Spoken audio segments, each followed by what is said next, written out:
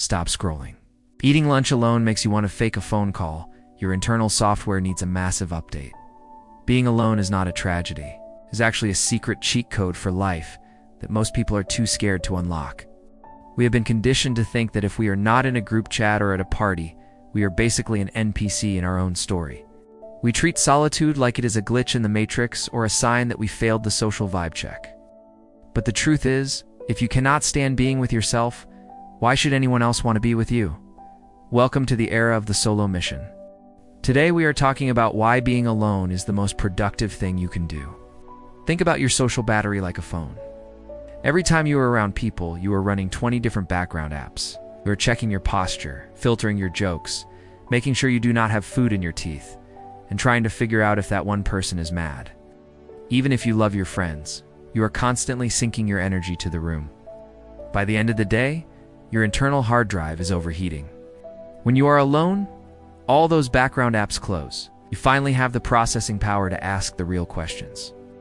Do I actually like this music, or do I just play it because it is trending? Do I really want to go to that event, or am I afraid of FOMO? Being alone is the only time you get to see your own settings without someone else trying to adjust the brightness.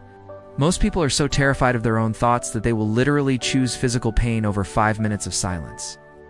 There was a famous study where researchers put people in a room by themselves with absolutely nothing to do except sit there. The only thing in the room was a button that would give them a painful electric shock if they pressed it. You would think people would just chill and daydream, right? A huge number of the participants chose to shock themselves rather than just sit there with their own thoughts. They literally preferred getting zapped over silence. That is how much we have been trained to fear the quiet. We'd rather be in pain than be bored. But here's the secret.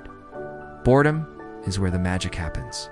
If you are constantly consuming other people's content, you never have space to create your own.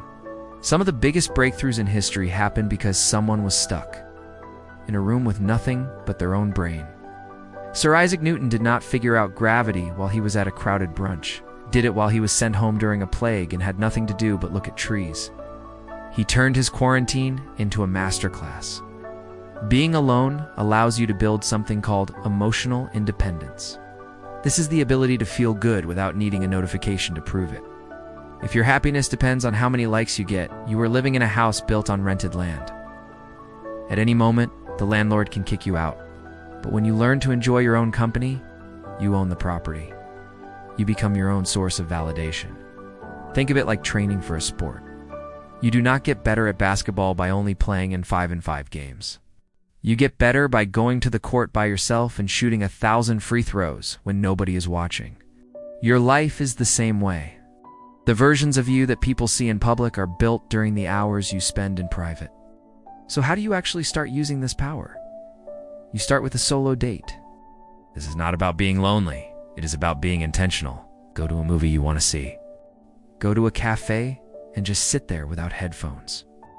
It will feel awkward for the first 10 minutes. You will feel like everyone is looking at you, wondering why you do not have friends. Here's the reality check. They are not looking. They're too busy worrying about their own social batteries and checking their own phones. Once you get past that initial awkwardness, something weird happens. You start to notice things. You notice the architecture of the building, the way the light hits the trees, or a random idea for a project. You start to realize that you are actually pretty good company. There is a huge difference between being alone and being lonely. Loneliness is a feeling of lack. Solitude is a feeling of abundance. Loneliness says, nobody wants to be with me. Solitude says, I am choosing to be with myself. One is a cage. The other is a kingdom. When you are comfortable being alone, your relationships actually get better. Why? Because you stop choosing people out of desperation. You stop hanging out with people who drain your energy just because you are afraid of an empty Saturday night. You start choosing people because they actually add value to your life, not just because they fill a seat.